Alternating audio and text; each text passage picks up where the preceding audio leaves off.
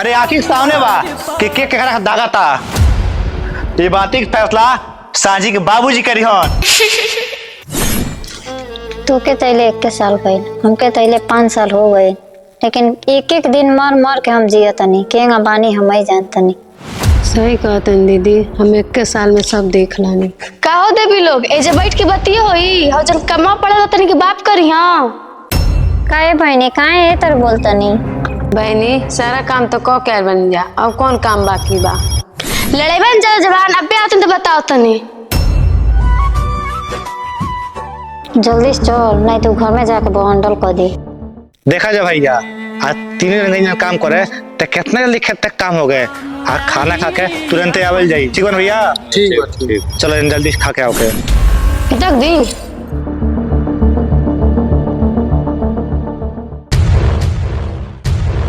हमने कोनो गलती नहीं बजे।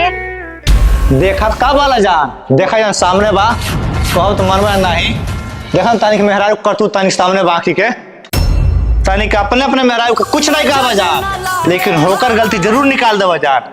अरे आखिर सामने बा कि के केकरा दागा था। ये बात का फैसला साजी के बाबूजी करी हन।